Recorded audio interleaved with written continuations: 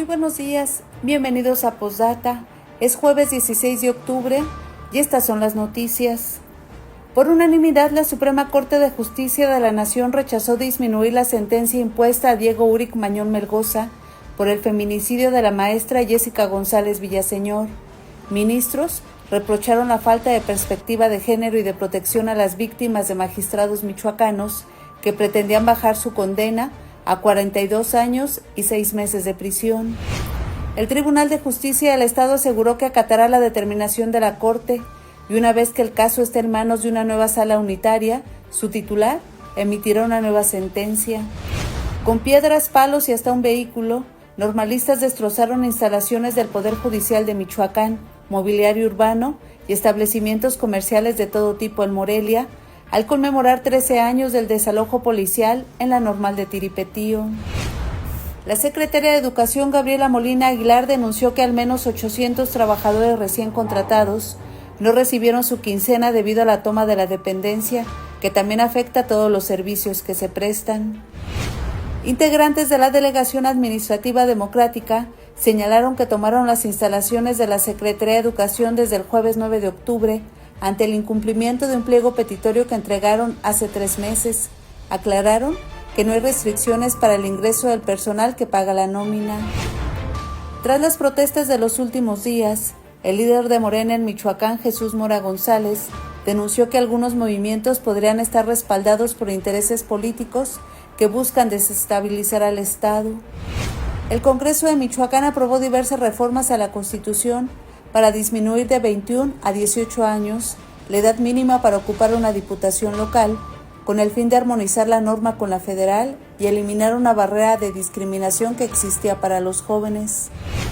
Al encabezar la conmemoración por el 108 aniversario de la fundación de la Universidad Michoacana, Yarabí Ávila González afirmó que ser la segunda mujer que ocupa la rectoría de la Casa Hidalgo no es una concesión, sino producto de un avance histórico para las mujeres. Iniciamos.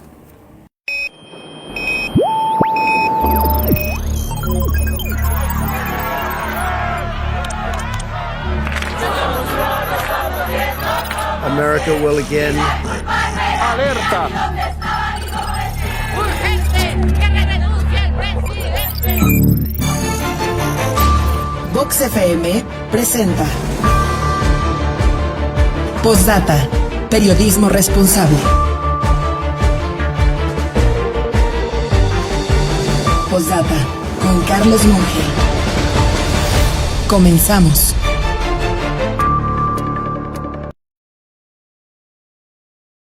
Todos ustedes bienvenidos a esta nueva emisión de Postdata. Mi nombre es Verónica García, les saludo con gusto a nombre del titular de este espacio informativo, Carlos Alberto Monge. Lo invito a que se quede con nosotros los próximos minutos para que conozca el detalle de toda esta información que ya le anticipamos. Y bueno, pues para que también nos comparta sus puntos de vista, sus opiniones, sus críticas sobre todos los hechos relevantes en torno al Estado y por supuesto a nivel nacional. Ayer, por cierto, quedé pendiente de leer sus mensajes, pero hoy con gusto les comparto todo aquello que hicieron favor de compartirnos a través de nuestras redes sociales. Estamos ya transmitiendo a través de la señal de Vox en el 103.3 de su FM, desde lo más alto de la Loma de Santa María en la capital michoacana. También ya tenemos la transmisión en Facebook en postdata.news. Y bueno, pues la retransmisión también en punto de las 8 de la mañana a través de Radio Tele en el canal 8 de Telecable. Así que bueno, pues si usted nos ve a través de Telecable o también a través de nuestras redes sociales, podrá ver las imágenes de cada una de las noticias que le iré presentando. Y bueno, pues para este jueves, déjeme le comento, aquí en la capital del estado se espera un día nublado mayoritariamente, con una temperatura mínima de 11 grados y una máxima de 23. Por lo menos no se estima que haya lluvias aquí en Morelia, pero en el resto del estado sigue el pronóstico del Servicio Meteorológico Nacional de fuertes lluvias derivadas de una inestabilidad atmosférica que se está presentando. Incluso se ha alertado sobre una zona de baja presión con probabilidad para desarrollo ciclónico frente a las costas del Pacífico Sur mexicano, lo que mantiene la probabilidad de lluvias puntuales intensas en Chiapas y Oaxaca. Así que bueno, pues esta nueva posibilidad de que se desarrolle un ciclón tropical en el Pacífico Sur mexicano. Así que tiene esta alerta y bueno, pues le dejamos con este pronóstico meteorológico para que usted tome sus previsiones. Y vamos a arrancar con esta información porque ayer la Suprema Corte de Justicia de la Nación tomó una determinación histórica por unanimidad y rechazó disminuir la sentencia que se impuso a Diego Uric Mañol Melgoza por el feminicidio de la maestra Jessica González Villaseñor.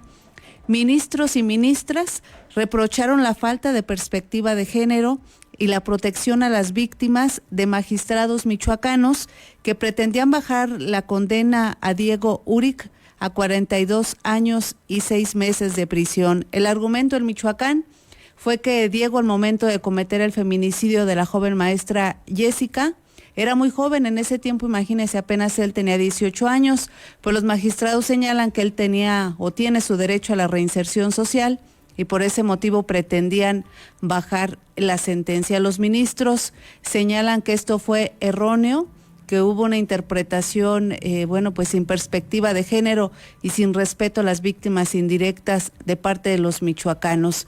En las audiencias en las que me tocó atestiguar, quedó claro que Jessica confiaba en Diego, Jessica confiaba hacer una vida con Diego, finalmente él la traicionó y le arrebató la vida. Por votación unánime, el Pleno de la Suprema Corte de Justicia de la Nación revocó la determinación del magistrado Gilberto Vibriesca Vázquez de disminuir a 42 años y 6 meses la sentencia máxima de 50 años de prisión impuesta a Diego Uric Mañol Melgoza por el feminicidio de Jessica González Villaseñor, cometido en septiembre del 2020. Aunque transcurrió más de 1 año y 4 meses para que se diera trámite al amparo directo que tocó resolver a la ministra Loreta Ortiz Alf, el máximo tribunal amparó a la justicia de la joven maestra y consideró erróneo considerar el derecho a la reinserción social del imputado como un elemento para determinar la gravedad del delito y determinar la sentencia, como confirmó el tribunal colegiado en abril del 2024. La ponente expuso que la individualización de la pena no debe considerar el derecho a la reinserción social como un elemento objetivo, sino el contexto de violencia que imperó al privar de la vida de Jessica. Que la reinserción social no es un factor que las y los juzgadores deben atender a efecto de individualizar la sanción penal, lo que incluye la determinación del grado de culpabilidad. Con base en lo anterior se estima erróneo que el tribunal colegiado avalara que el derecho a la reinserción social se considera como un parámetro objetivo para individualizar la pena de prisión impuesta. Además, dicha autoridad debió cerciorarse que la conducta que sancionará en su justa medida, atendiendo al contexto de violencia que imperó, para que el ilícito fuera cometido. La ministra Yasmín Esquivel Moza llamó a no olvidar que Jessica era una mujer comprometida con la educación, cercana a su madre Verónica y a su papá Martín, así como a sus hermanos Cristo y Adrián. Advirtió el incremento de los feminicidios que han convertido a Latinoamérica en la zona más letal para las mujeres en todo el planeta. Criticó la falta de perspectiva de género y de protección a las víctimas en que incurrieron los tribunales locales y se pronunció por revisar su actuación. El primer reproche jurídico que debe hacerse a la sentencia del Tribunal de Apelación Local y del Tribunal Colegiado de Circuito, que conocieron de las impugnaciones de la defensa del imputado en este caso, es la falta de perspectiva de género y de protección a las víctimas que se empleó por la jurisdicción al resolver este asunto. Y esto es importante enfatizarlo porque no se trata solo de un expediente de una causa penal más. Todo lo contrario. En esta sentencia, las personas juzgadoras en lo individual y los tribunales en lo institucional debemos hablar en nombre de cientos de miles de mujeres que todos los días son violentadas, vejadas y discriminadas. En presencia de la señora Verónica Villaseñor Ferreira, madre de la víctima, el presidente de la Corte, Hugo Aguilar Ortiz, se refirió a la violencia con que se cometió el feminicidio de Jessica, para pronunciarse también a favor de revisar la actuación de las autoridades que determinaron disminuir la pena. Sin embargo, aclaró que no debe considerarse un mandato de la Corte el que se dicte la máxima pena en todos los casos de feminicidio.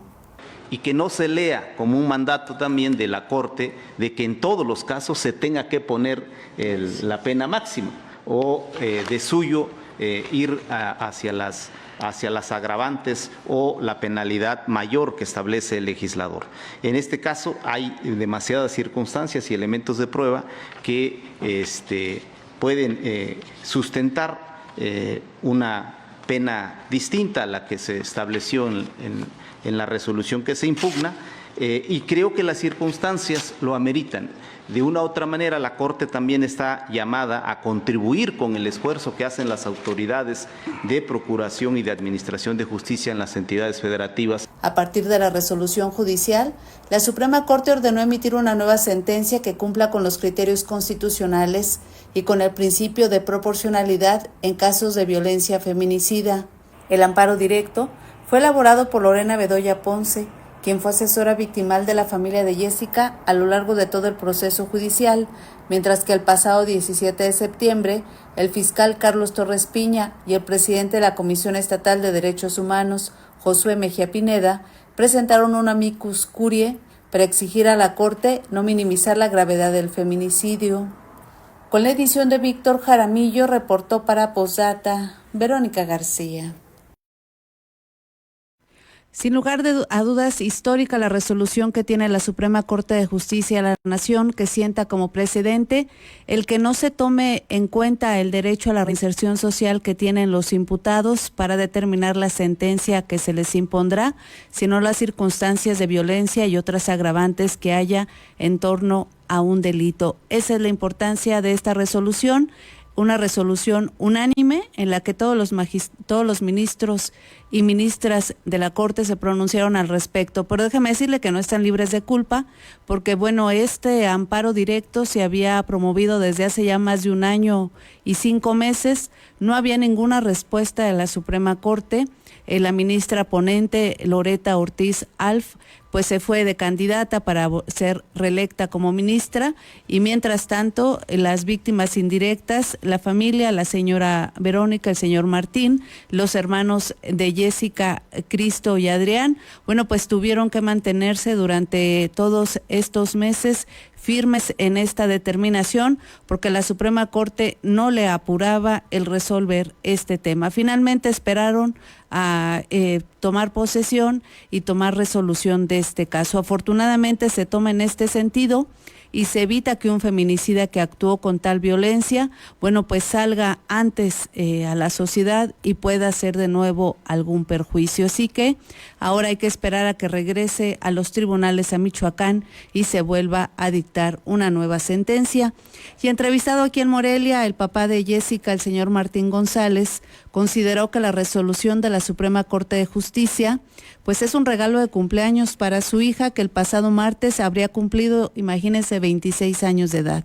Reconoció la lucha que ha encabezado su esposa, Verónica Villaseñor Ferreira, y aseguró que continuarán con su trabajo de defensa de los derechos de todas las mujeres que son víctimas de violencia. Esta familia asegura que no son activistas, pero me parece que todo este trabajo que hicieron para que su hija tuviera justicia, ha servido también para ayudar a muchas víctimas de este delito.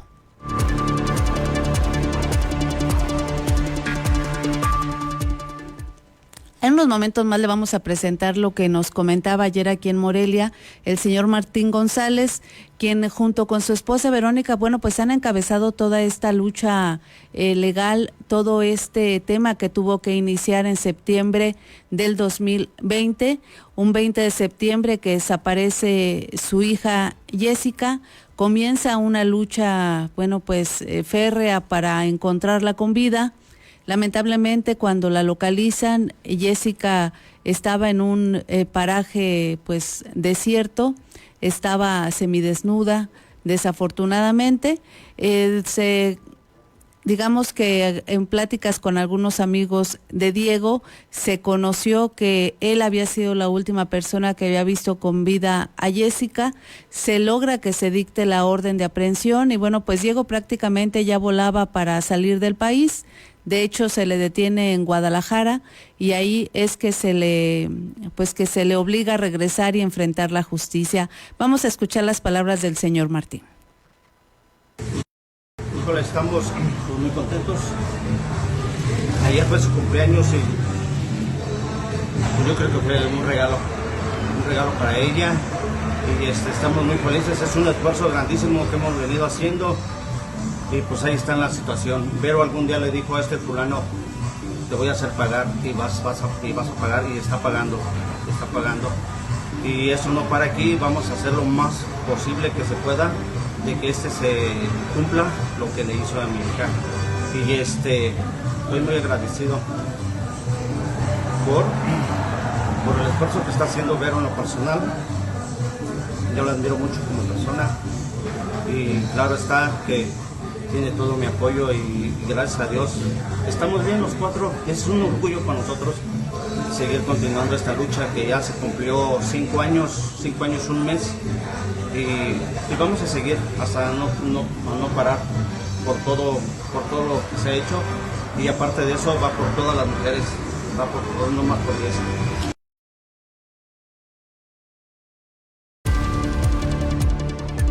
Por supuesto que desde aquí nuestro saludo y nuestro reconocimiento para el señor Martín, la señora Verónica, Cristo y Adrián, que junto con primos, por cierto, tíos de Jessica, bueno, pues emprendieron toda esta lucha legal hasta que se logró la detención, luego la sentencia al feminicida de esta joven maestra. Un abrazo, por supuesto, para ellos y nuestro reconocimiento para todo este trabajo que han hecho y como lo decía el señor Martín, bueno, pues continúa la lucha. Sobre este mismo tema, en un comunicado, el Tribunal de Justicia del Estado se dijo comprometido con impartir justicia con perspectiva de género. Aseguró que garantiza el acceso a la justicia y acata la determinación de la Suprema Corte de Justicia de la Nación, en referencia, claro, a la determinación de revocar una determinación dictada por un magistrado en segunda instancia en años anteriores. Estoy dando lectura textual a este comunicado. Como antecedente, en el caso del feminicidio de Jessica en Morelia, un juez local dictó la sentencia máxima de 50 años de prisión al acusado. En una revisión posterior, el magistrado que conoció del asunto determinó una revisión de la pena motivando su determinación. Con la resolución emitida por la Suprema Corte de Justicia, en la que se aprobó de manera unánime el proyecto de la ministra Loreta Ortiz, se concede el amparo a las víctimas indirectas, se revoca la sentencia recurrida y se ordena al tribunal de alzada responsable dejarla sin efectos para que se individualice nuevamente la pena, conforme a los principios constitucionales y de proporcionalidad en casos de violencia feminicida. Una vez que el asunto esté en manos de una nueva sala unitaria penal de la región Morelia, el magistrado o magistrada emitirá una nueva sentencia garantizando el acceso efectivo a la justicia y respetando la decisión de la Corte. Así que esta es la postura del Tribunal de Justicia de Michoacán respecto a la resolución de la Corte. Y mire, vamos a dejar este tema, vamos a ir a lo que ocurrió ayer en la capital michoacana, con piedras, palos e incluso con un vehículo. Normalistas destrozaron instalaciones del Poder Judicial, mobiliario urbano y establecimientos comerciales de todo tipo aquí en Morelia. Esto para conmemorar 13 años del desalojo judicial que se registró en 2012 en la normal de la tenencia de Tiripetío. Aquí el reporte de mi compañero Fernando Salgado. Sin ninguna autoridad que se los impidiera, normalistas de diversos estados de la República se reunieron en Morelia para causar destrozos a comercios e instituciones, así como para vandalizar mobiliario urbano de la ciudad con total impunidad. Desde 2012, cada 15 de octubre, cientos de normalistas marchan en conmemoración de la llamada represión policial al interior de la Escuela Normal Rural Vasco de Quiroga de Tiripetío. Aproximadamente a las 15 horas de este miércoles llegaron a la salida a Pátzcuaro 11 autobuses retenidos por los manifestantes. Los jóvenes, armados de cohetones, piedras y resorteras, iniciaron su recorrido sobre la calzada La Huerta. Todo local con ventanas, señaléticas, paredes recién pintadas, cortinas, parabuses, comercios de cadenas nacionales e internacionales fueron los objetivos para vandalizar.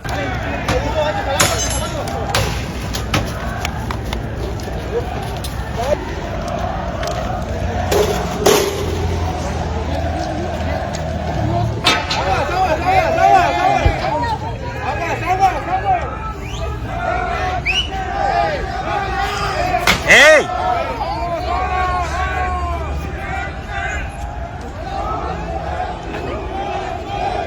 Más adelante, las instalaciones del Poder Judicial de Michoacán fueron otro blanco de la impunidad. Los normalistas no se conformaron con lanzar cohetones y piedras. También usaron un vehículo para destrozar la cortina metálica del acceso al estacionamiento.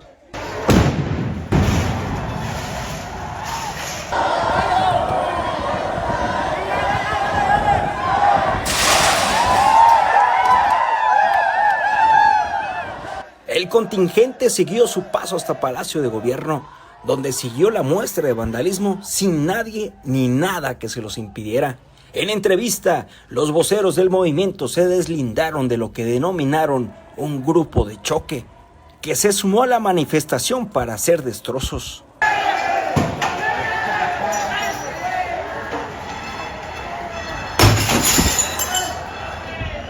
No son destrozos y no son pertenecientes a nuestra base estudiantil aquellos que hacen los disturbios. Nosotros salimos de manera pacífica, alzando nuestra voz.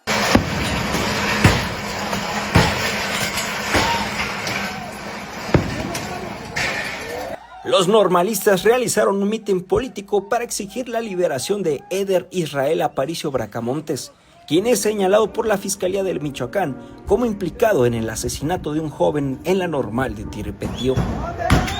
Con la edición de Víctor Jaramillo, reportó para Postdata Fernando Salgado.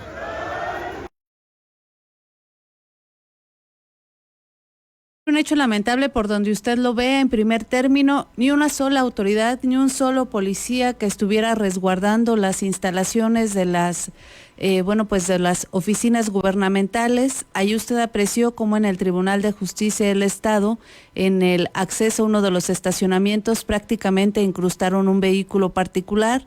De inicio, los estudiantes se robaron sin que nadie dijera nada, por lo menos 11 autobuses del transporte público. No crea usted que los renta, no crea usted que los piden prestado. Estos autobuses en los que ellos se trasladaron fueron retenidos en plena carretera con el riesgo que implica para quienes los manejan y que además son obligados a trasladarlos, porque si no, pues obviamente el operador del transporte tendría alguna responsabilidad. Esto de inicio, se les deja que hagan lo que quieran, tanto en oficinas gubernamentales como en establecimientos, en total impunidad. Usted dígame si usted como ciudadano puede ir por las calles con algún marro, con piedras, con palos, y va haciendo destrozos a su paso, si alguna autoridad no lo va a detener. En total impunidad, porque además las protestas van subiendo de tono.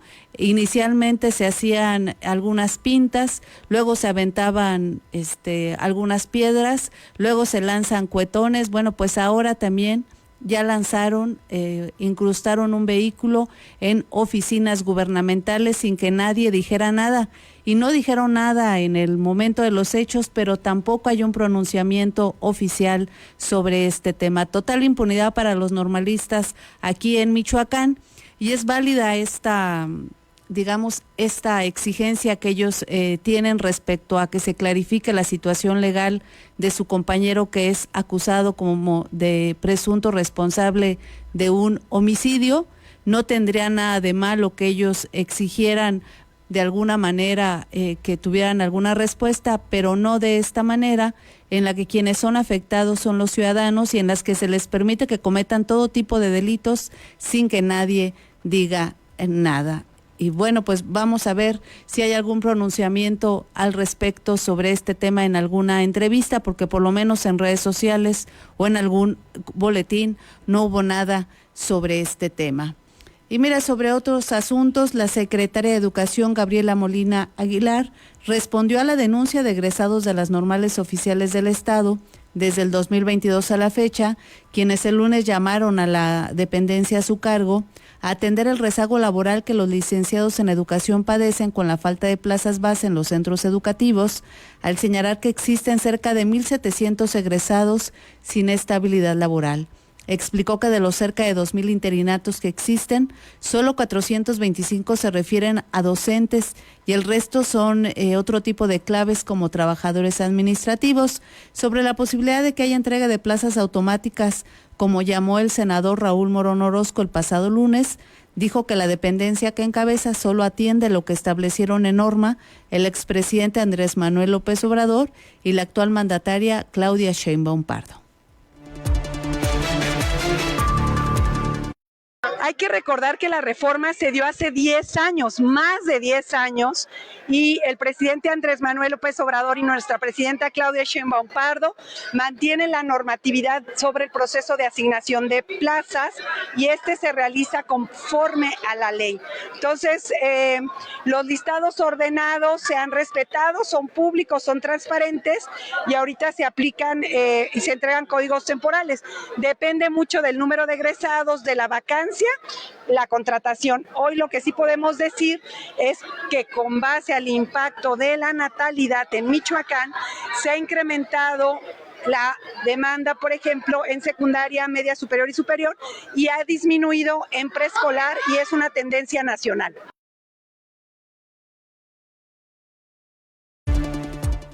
La titular de la Secretaría de Educación denunció que al menos 800 trabajadores recién contratados no recibieron ayer su quincena debido a la toma de la dependencia que también afecta a todos los servicios que se prestan. Señaló Gabriela Molina que pues es un grupo muy reducido el que tiene tomada la Secretaría de Educación y que afecta a más de 2,000 trabajadores, por lo menos los que trabajan en las oficinas centrales. Es un grupo muy pequeño el que ha interrumpido el trabajo de más de 2,000 trabajadores y recordar que nosotros entregamos y dispersamos la nómina. Lo que no se puede emitir es la impresión de la nómina y también todavía el primer pago para los las nuevas contrataciones, recordar que se hace por ley con cheque y después se muta tarjeta. Entonces toda esa gente pues se le ve afectada. Alrededor de 800 trabajadores. Sí, además se dispersa desde antier y sí, los trámites todos están interrumpidos porque un grupo pequeño no prioriza el derecho a la educación. Hay que recordar que en este momento, particularmente, todas las altas, bajas, jubilaciones, expedición de títulos se dan en el último trimestre.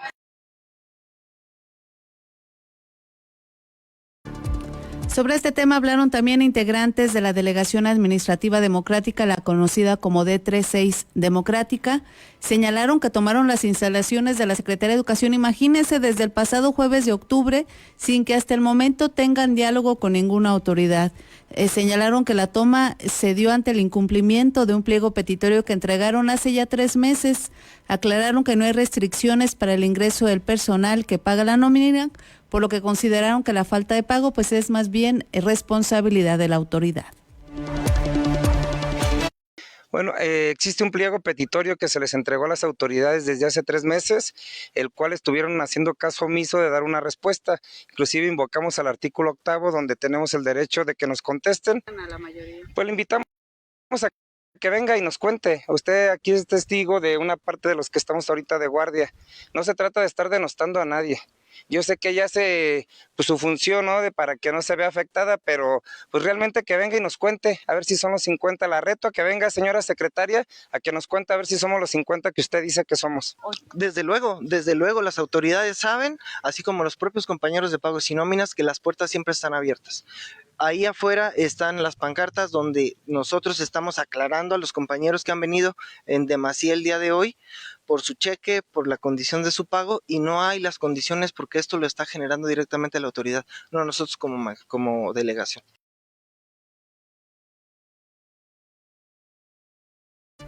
Por lo pronto sigue la toma de la Secretaría de Educación para que usted tome sus previsiones en caso de que requiera hacer algún trámite en la dependencia. Aunque bueno, pues luego esto es inexplicable porque se ha señalado que los trámites digitales pues ya están, el pago por lo menos ya está prácticamente al 100%. Entonces, bueno, pues tendremos que ver exactamente qué tipo de trámites son los que se afectan. Y mira, tras las protestas de los últimos días, el líder de Morena en Michoacán, Jesús Mora González, denunció que algunos movimientos podrían estar respaldados por intereses políticos que buscan desestabilizar al Estado. Ya se le olvidaron los días en los que Morena, bueno, pues respaldaba los movimientos sociales. Ahora dice que tienen otros intereses. Tras las manifestaciones registradas el pasado domingo 12 de octubre y este martes en la capital michoacana, en la que participaron diversos grupos sociales y productores de maíz, el dirigente estatal de Morena, Jesús Mora González, advirtió que algunos de estos movimientos podrían estar impulsados por intereses políticos que buscan generar inestabilidad en el Estado.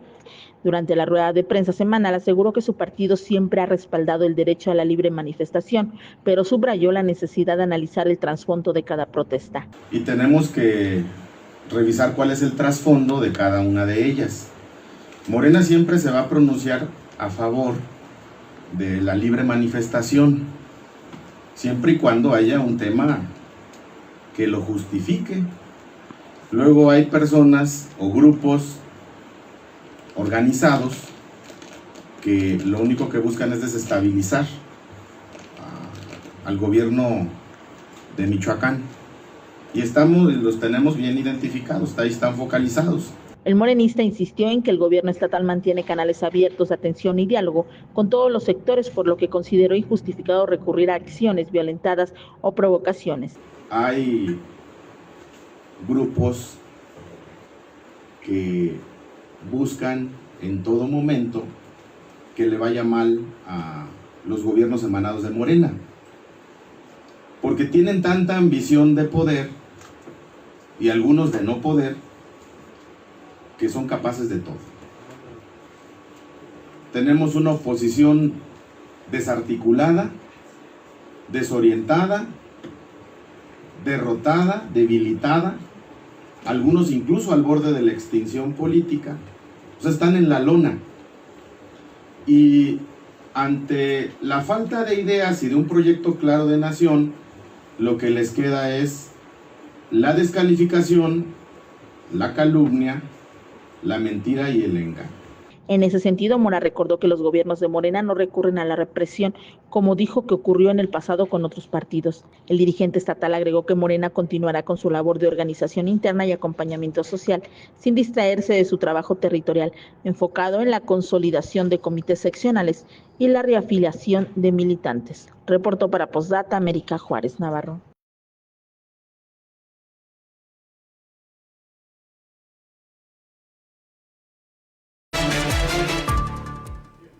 Por cierto, precisarle que las declaraciones del dirigente morenista se dieron antes de la protesta de los normalistas. Vamos a ver si también él avala este tipo de destrozos que se hicieron en Morelia por parte de estos presuntos estudiantes. Y él señala de tener otros intereses a los trabajadores del campo, a los campesinos, a los productores agrícolas que estuvieron, protestando en prácticamente todo el país en demanda de precios justos y de mejores condiciones para subsistir. También se refería, por supuesto, a la protesta del domingo del Frente Nacional de Lucha por el Socialismo, que derivó en un enfrentamiento y en una serie de actos también vandálicos contra tranvías turísticos en el centro de Morelia. Han sido, días complicados, sin lugar a dudas, para la capital michoacana y para el Estado. Y ese es el pronunciamiento del dirigente morenista, que ahora dice que todos los que no están de acuerdo o que no están de acuerdo con el gobierno, que protestan por algo,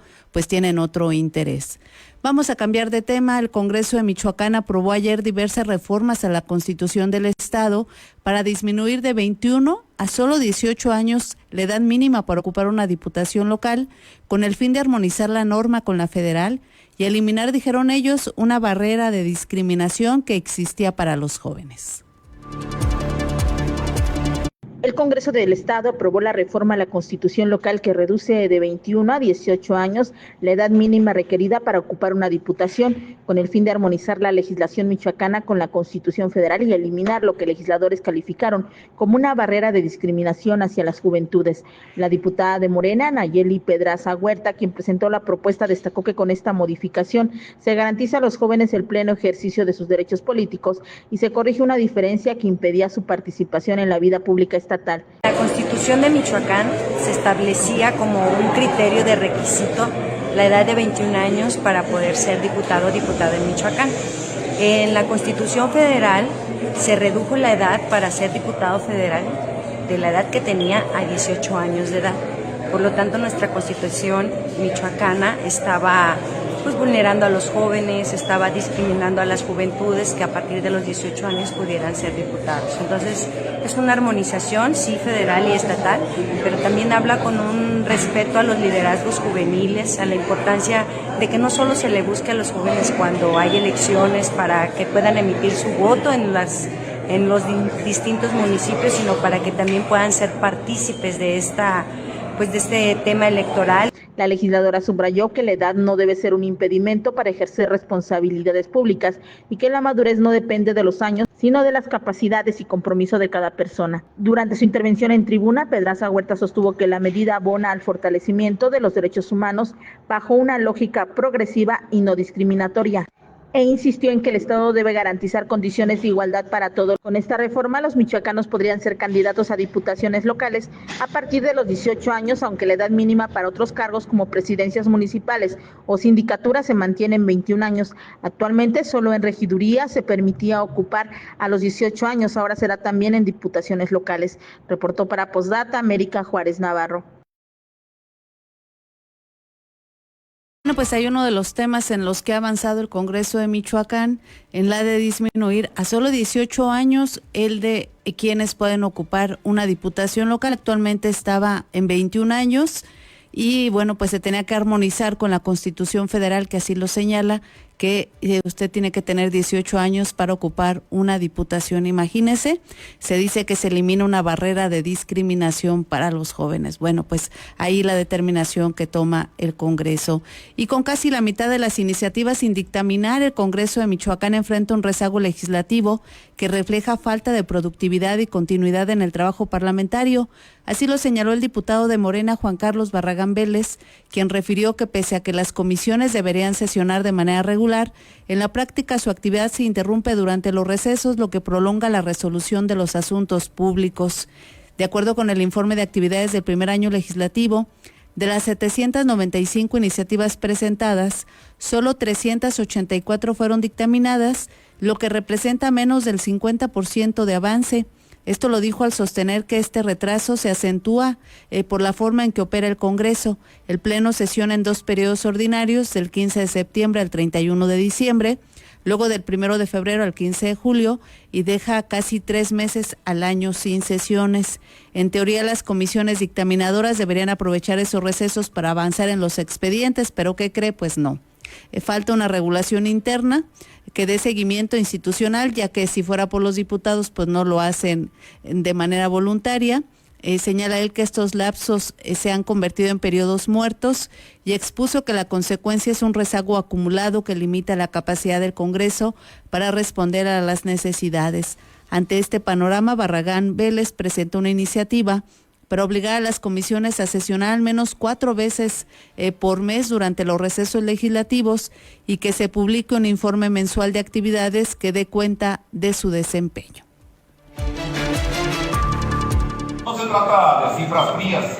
Detrás de cada iniciativa hay un problema social que exige atención, una demanda ciudadana, una propuesta de reforma o una solución pendiente para Michoacán. Este rezago no solo afecta a nuestra productividad legislativa, sino también la confianza de la ciudadanía en el Congreso. Uno de los factores que agrava este rezago es la inactividad legislativa durante los recesos.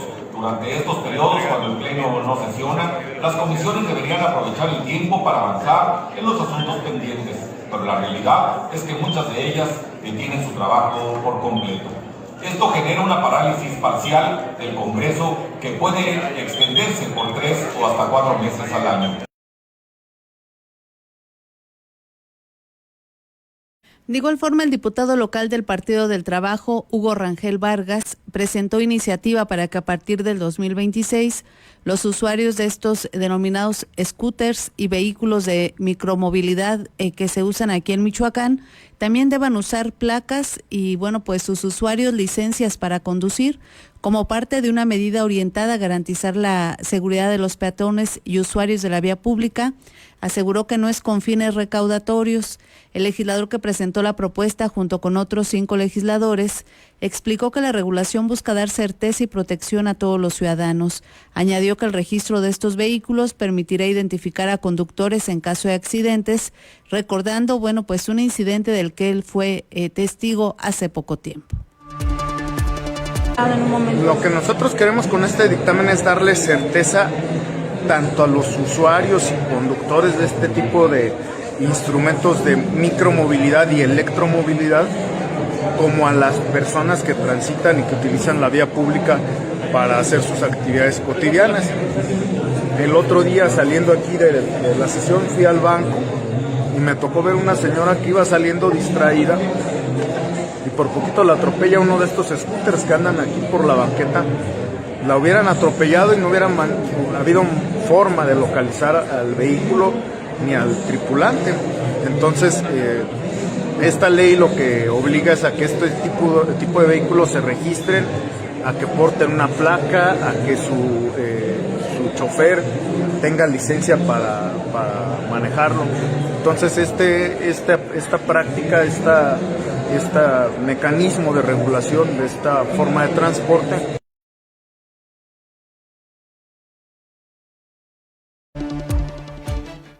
Vamos a mantenerle al tanto de este tema. Seguramente, si llega ya a aprobarse, tendría que establecerse el monto que se cobraría por la licencia y, por supuesto, por las placas en la ley de ingresos del siguiente año.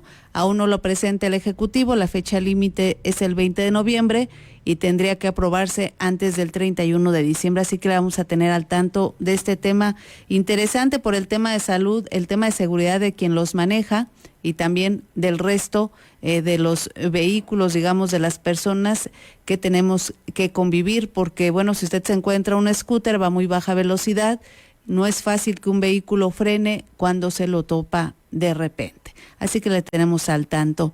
Y mire, al encabezar la conmemoración por el 108 aniversario de la fundación de la Universidad Michoacana, Yarabí Ávila González afirmó que el ser la segunda mujer que ocupa la rectoría de la Casa de Hidalgo no es una concesión, sino producto de un avance histórico para las mujeres.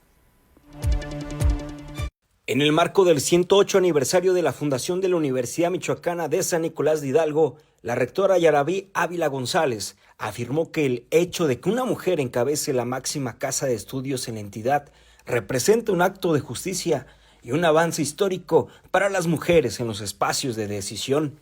Ávila González destacó que las voces y el esfuerzo de las mujeres inspiran a otras en soñar en grande, en un entorno donde ya no se les percibe como incompletas, dependientes o incapaces, sino como portadoras de sensibilidad, visión social y compromiso con la equidad desde el interior de la universidad. En 108 años de historia, nuestra universidad ha tenido solo 2 mujeres al frente del rectorado. Ser la segunda mujer en ocupar este cargo no es ninguna concesión, es un acto de justicia, es una gran responsabilidad histórica. Es sobre todo un símbolo del avance de las mujeres en los espacios de decisión. La rectora Nicolaita hizo énfasis en la disposición del gobierno del estado y del Congreso local para impulsar la reforma universitaria y garantizar un presupuesto pleno. Gracias al señor gobernador por promover el respeto a la autonomía universitaria lograda en 1917 y que constituye el oxígeno de los universitarios, que los universitarios respiramos. Y gracias también por promover la democracia en las decisiones venideras. Reconocemos el cariño, el trabajo y los resultados del Congreso del Estado, de cada diputada, de cada diputado. En representación del gobernador de Michoacán, la secretaria de Educación Gabriela Molina Aguilar refrendó el compromiso financiero del gobierno estatal, asegurando que no escatimarán recursos para la Universidad Michoacana. Alfredo Ramírez Bedoya señala con toda certeza y con hechos: no se escatimarán los recursos para la Universidad Michoacana en general y para la educación pública en particular. Asumimos aquí, a nombre de él, frente a los nicolaitas como egresados de esta universidad, que es él y su servidora, así como toda su visión transformadora y todo su gabinete, la responsabilidad de garantizar el derecho a la educación superior. El evento realizado en el Auditorio Samuel Ramos de Morelia reunió a cientos de nicolaitas y a representantes de los 3 poderes de gobierno. Con las imágenes de Daniel Guillén, reportó para Posdata Fernando Salgado. Con esto una pausa comercial, regresamos. Tengo también ya sus mensajes para compartirlos, por supuesto.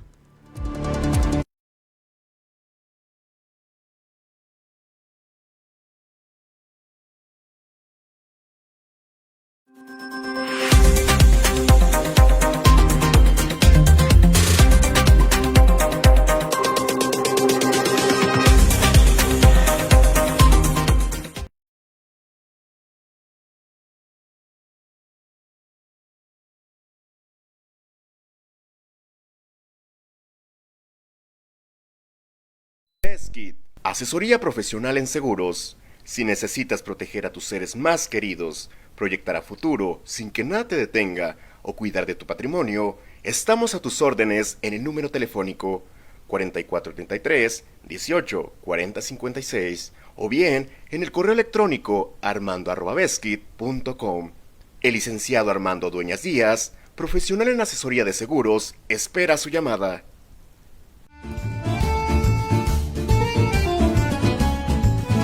La original y deliciosa comida italiana ya está en Morelia, Hostería Fiorentina. Te esperamos en Boulevard García de León, número 1045. Contamos con una amplia carta donde encontrarás pastas, cortes, postres y claro, la inigualable y deliciosa pizza. Desayuna, come o cena con nosotros. Ven a maravillarte del sabor italiano.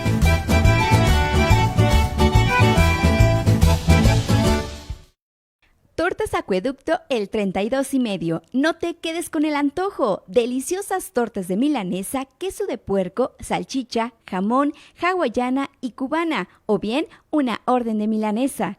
Puedes hacer tus pedidos al teléfono 4433-382499. De lunes a viernes, de 10 de la mañana a 4:30 de la tarde. La cobertura para entregar a domicilio está delimitado por la salida Mil Cumbres, salida Charo, La Poza Rica y Avenida Camelinas.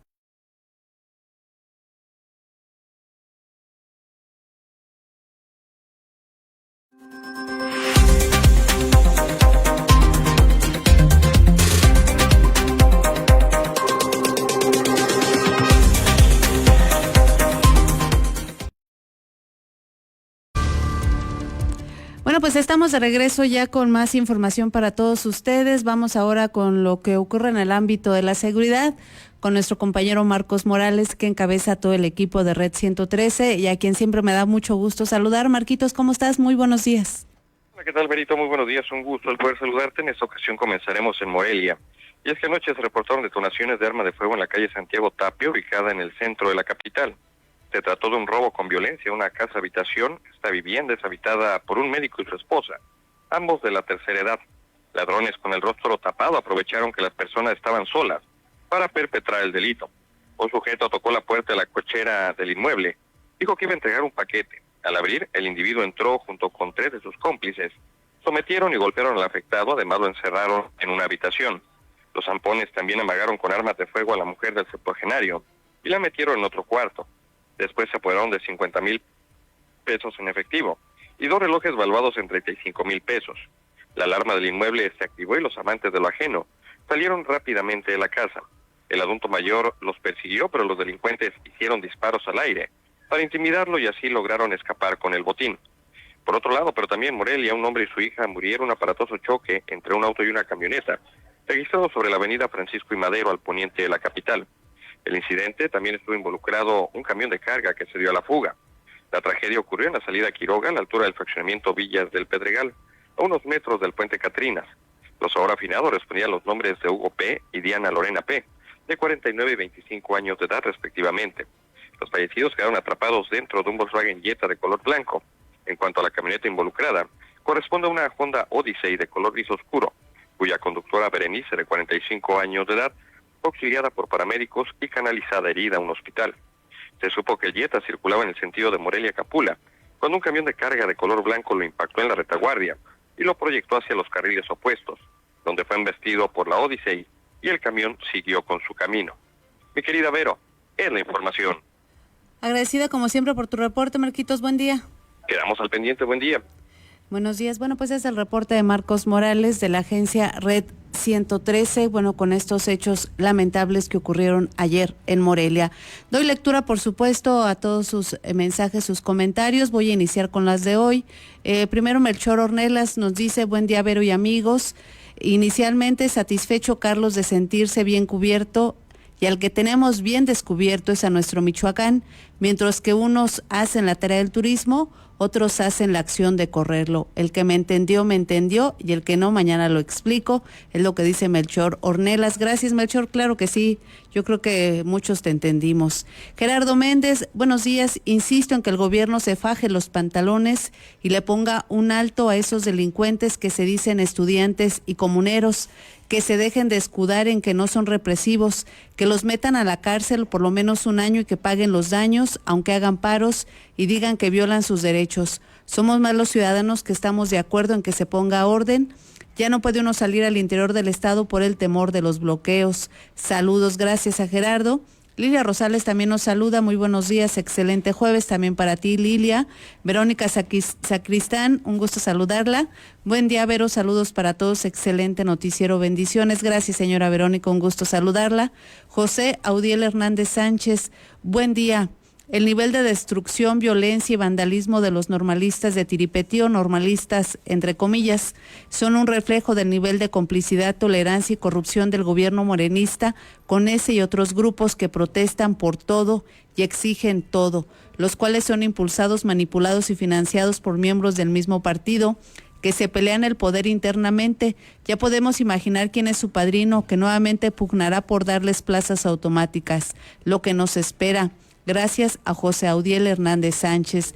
Luis Esteves, buen día, Vero. La tolerancia tiene límites y el gobierno no debería seguir permitiendo tantos desmanes. Hasta hacen pensar que son hasta cómplices, es lo que nos dice Luis Esteves. Juan Sergio Franco, buen día, Vero. Es increíble que no haya ningún castigo para todos esos delincuentes, porque esos no son normalistas. Pero en fin, estamos en México y aquí todo es posible. Saludos.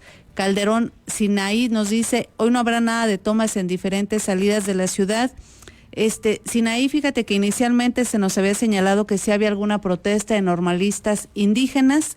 Hasta el momento no lo tenemos confirmado, pero en cuanto lo sepamos, por supuesto, que se los damos a conocer para que tomen previsiones. Me hicieron llegar también otra denuncia sobre una institución educativa que con gusto doy a conocer. Dice: padres de familia del turno matutino de la Escuela Primaria Ignacio Allende, queremos hacer saber que estamos muy molestos con el director Alberto y con su mesa directiva, porque nos están robando descaradamente, dicen, ya que el ciclo escolar pasado, casi a finales, 150 pesos para terminar el aula de medios por padre de familia, y luego no conformes hacía su kermés a cada rato, según que porque no les alcanzó el dinero para terminar. Nos pedían las cosas donadas y el día de las inscripciones estuvieron cobrando 400 pesos por padre de familia, y a quienes teníamos hijos de nuevo ingreso nos cobraban por niño, es decir, yo pagué 800, cuando esto siempre se dice que es ilegal.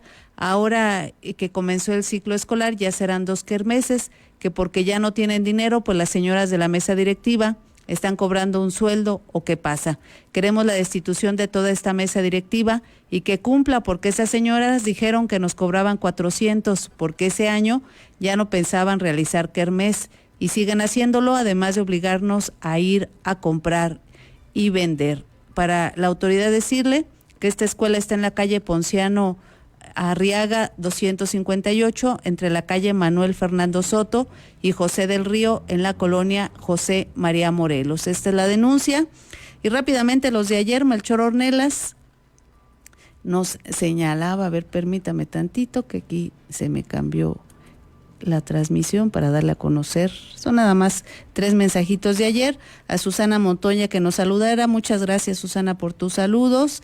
A César Borgi nos dice: el país y el Estado en un total desorden y falta de gobernabilidad, problemas con empleados del SAT, STASPE, salud, campesinos, transportistas, limoneros y grupos indígenas, aunado también a los de seguridad. Lo peor, no se ve capacidad en funcionarios federales y estatales para atender este tema. Y Nick Furia nos dice: el gobernador Alfredo Ramírez Bedoya, ¿por qué no se los dijo a los campesinos de manera personal? Pero es un tipo, a ver, permítame tantito. Es un tipo, dice, es un tipo soberbio y arbitrario, igual que todos los gobiernos de Morena, mentirosos, no hay mesas de trabajo. Esto en relación, claro, a la propuesta que ayer hizo llegar el gobernador a la Federación para mejorar el precio de los granos. Muchas gracias a todos por sus comentarios, y algunos se me pasó, mañana por supuesto que lo damos a conocer. Muchas gracias por su atención, que tengan un excelente jueves, pásenlo bien.